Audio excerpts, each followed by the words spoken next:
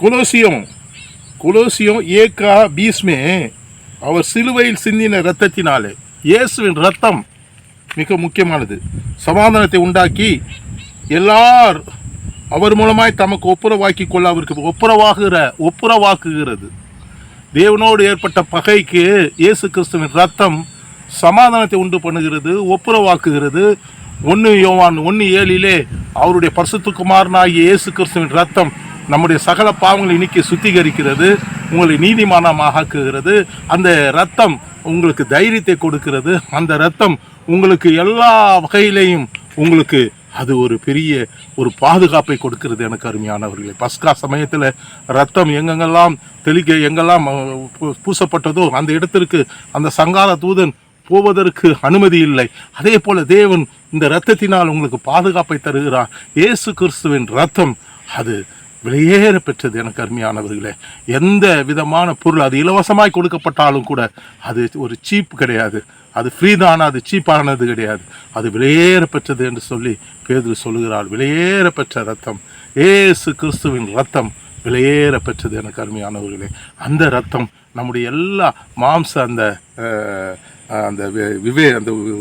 எல்லா விதமான செத்த கிரியைகளுக்கும் தூக்கி விசிறி அடித்து செத்த கிரியைகளை நீக்கி உங்களை சுத்திகரிக்கிறதா இருக்கிறது.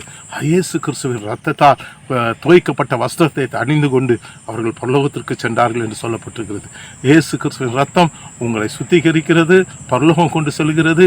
இயேசு கிறிஸ்துவின் ரத்தம், சிலுவையில் சிந்தப்பட்ட இயேசு கிறிஸ்துவின் ரத்தம், கடைசி சொட்டு வரைக்கும் இயேசு கிறிஸ்துவின் ரத்தம் உங்களுக்காக சிந்தப்பட்டது.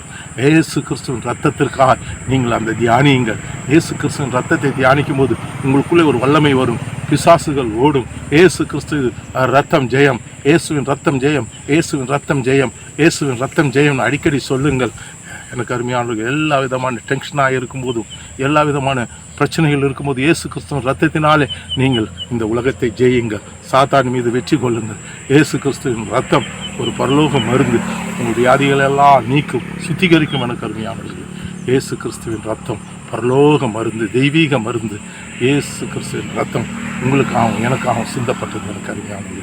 அந்த இரத்தத்தை நீங்கள் ஏற்றுக்கொண்டு அந்த இரத்தத்தினால் கழுவப்பட்டு ஆண்டவரோடு நெருங்கி ஜீவியுங்கள்.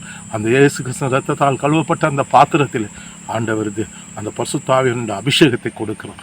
அந்த அபிஷேகம் என்கிற அந்த அந்த அந்த உத்தமமான தேல், அந்த உத்தமமான எண்ணெய் உங்களுக்கு அந்த புது எண்ணெய் அபிஷேகத்தால் உங்களை அபிஷேகிப்பாரே. இதுக்கு முதலாவது நீங்கள் அதில் இரத்தத்தினால் சுத்திகரிக்கப்பட வேண்டும். இயேசுவின் ரத்தம் வல்லமை உள்ளது, இயேசுவின் ரத்தம் வல்லமை உள்ளது. அது உங்களுக்கு வல்லமை தரும். God bless you.